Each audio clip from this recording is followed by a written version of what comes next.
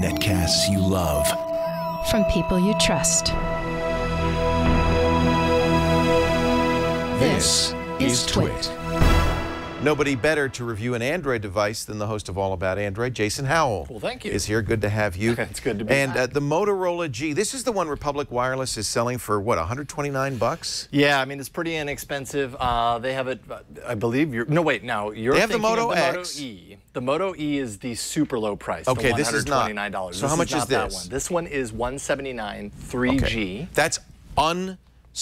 Unsubsidized. So that's a very low price And phone. it's been around for a little while now. It's been around probably for, I'd say, about 5 months, but it's become relevant again because when it initially released, it was only 3G, and it was priced at $179, still priced there. But they now have an LTE version for $229, all in. If the speeds are really important to you, you can get it for $229. That's it, no subsidy. Let's set the groundwork here. Do you like the Moto X? The I do. Motorola? My wife has the Moto X, and I think it's a fantastic, easy to like device. Right.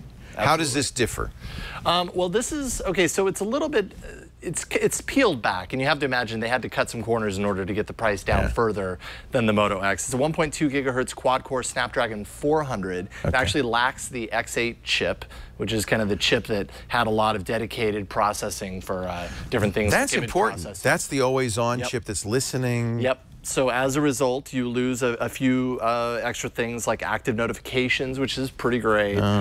OK Google Now voice commands, completely hands-free. You don't really have that here. The flick of the wrist to launch the camera. Some things like that just aren't on the Moto G. So this is really making it just pretty much a plain Android phone. In fact, they sell a Google Play edition. Is that what we're looking at now? Or no, this is just the straight up Moto G 3G version. It's not the LTE version. Although the Moto X was pretty much like a Google Play phone. This and this is too. I'm not aware of a Google Play version of the Moto G. I thought they did. I certainly haven't used it. But yeah, you know, all things considered, the design takes a lot of the cues from the Moto X. It has the same style of backplate, and actually through Moto Maker you can customize and get different backplates. So you still have that. I think the lowest cost one that was just recently announced, the Moto E, I'm not sure that you can necessarily do that.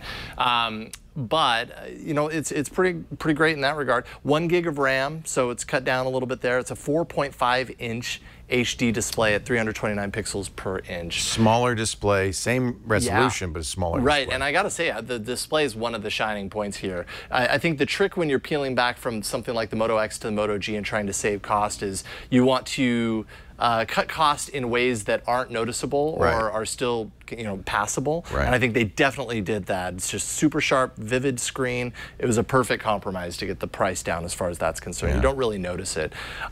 Design is definitely a little bit thicker than the Moto X, I'd say, a little bit heavier, but overall it still has that really nice kind of curved appeal to it. It feels really good when you're making a call with it and you have it in your hand. It doesn't feel like it's going to slip out very easily and all that kind of stuff.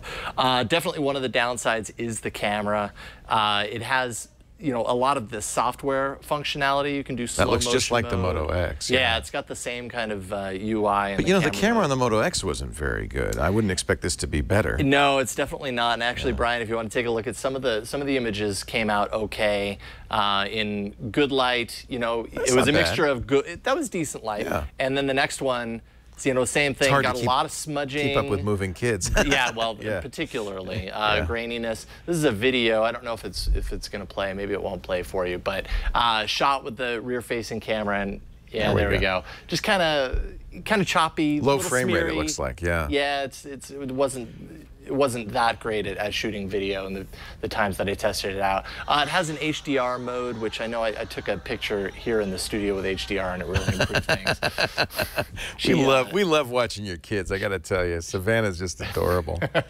Just adorable. This is outside. You know, that looks good. This looks good. This is HDR. If you're getting punched with just a ton of light, you're going to get reasonably good pictures out of it. Kind of blown out in the whites there. Never very good at low light. There's your HDR shot, which definitely balances that out a little bit more, but maybe a little on the dark side. Liz was moving. You can't get a picture of Liz. She was bouncing there.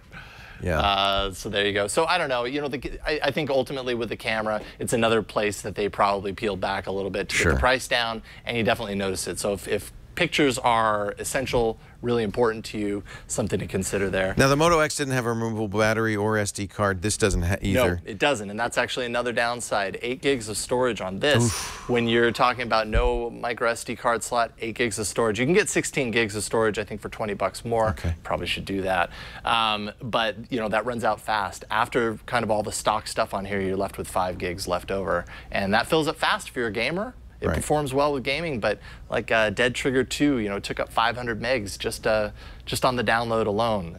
So you got to keep that in mind. But we have to remember, this isn't aimed at, this is not supposed to be a high-spec phone for the high end of the market. No, but I mean, it's low-cost reasonably phone. spec'd considering that, you know. How about dual SIMs? I think, is that a dual SIM phone? I think it is. I'm trying to remember.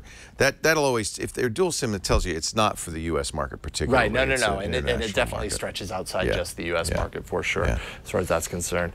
And then, of course, you know, same with the Moto X. The software is pretty much stock Android. A few enhancements. There's a couple of extra apps in here. I already discussed the enhancements in the camera. It has assist. That's great. It has assist. I love which assist. Is great. Sleeping mode, meeting mode, that kind of stuff. It knows when you're driving. Now that's different. It doesn't have the driving mode in here. That's another missing feature. Yes.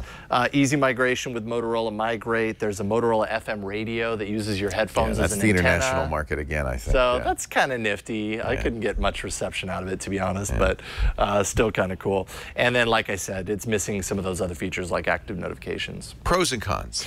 Pros, definitely the price. When you're talking about unsubsidized, $179 for really pretty reasonable hardware here.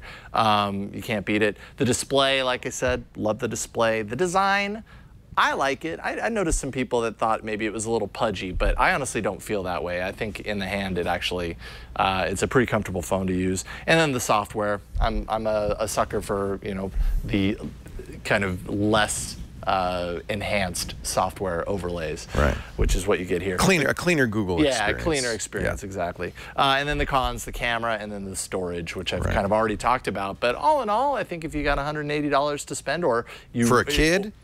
Yes, absolutely. Great or choice. if you want the LTE version, $229 is not too much to spend for these specs. I'd say buy.